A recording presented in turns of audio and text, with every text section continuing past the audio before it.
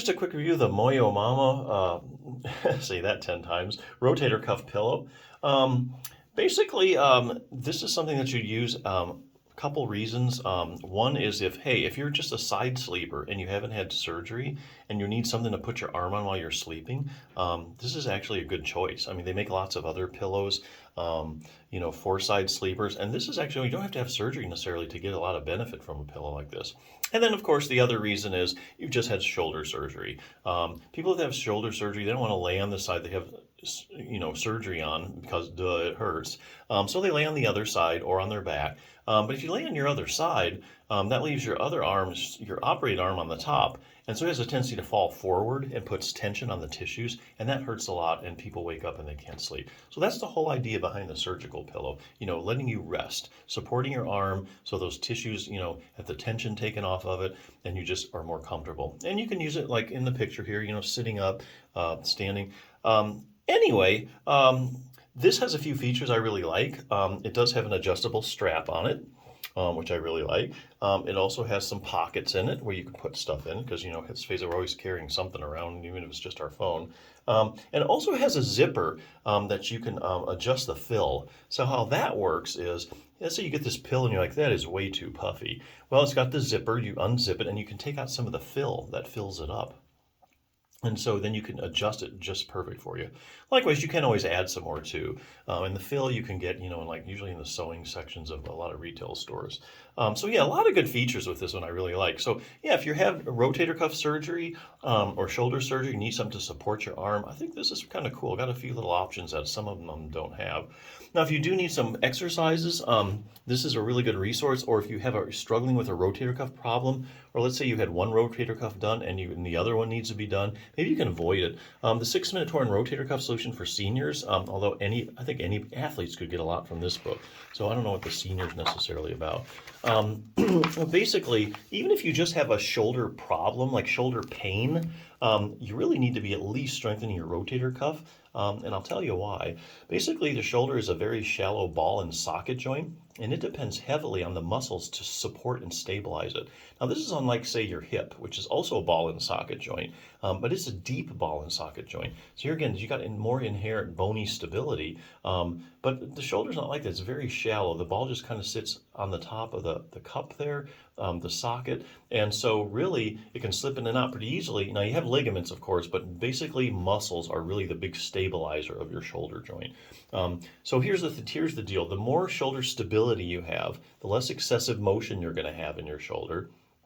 And things are going to get irritated less because things are nice and stable and things are working the way they should. If you have a weak rotator cuff, you get excessive motion and tissues get irritated. So let's say you have like tendonitis, bursitis, shoulder arthritis.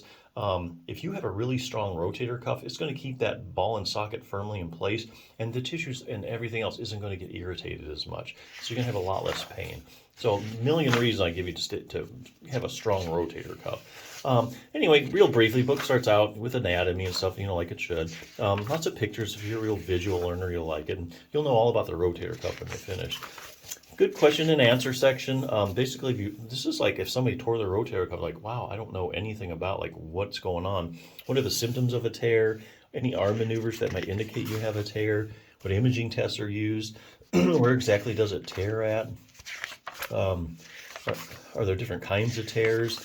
Here's a real good one. I tore my rotator cuff and I'm having a lot of pain. I need surgery, right? Well, not necessarily, and I'll tell you why. This is a very evidence-based book, and it uses studies to support all its answers. Each one of these is a study in layman's terms, so it's easy to understand. So basically, the studies say they'll take 100 people that have a torn rotator cuff. They'll measure how big the tear is, and then they'll find out how much pain they're in. They'll run a pain scale, like a visual analog scale. So therefore, you have 100 people, you know the size of their tear, you know how bad they're hurting. Now, you think there would be a perfect correlation. Hey, the bigger the tear, the more pain they're in. That's not what they find in any of these studies. What they find is that there's actually a certain percentage of people that have big tears that actually have no pain at all. So the asymptomatic rotator cuff tear is really a thing, and it's well documented in numerous studies. So here's the deal. let's say you have shoulder pain, you get around having an MRI, they show you that you have a torn rotator cuff. You're thinking, oh, I got to get my rotator cuff repaired. That's causing the pain. Not necessarily. You really could have an asymptomatic rotator cuff tear, and there's really something else that's giving you all that pain. So you really need to rule that out. That's nothing you want to jump into. So it's not as clear cut as I tore my rotator cuff and I'm having a ton of pain, so there, I got to get it fixed. Not really.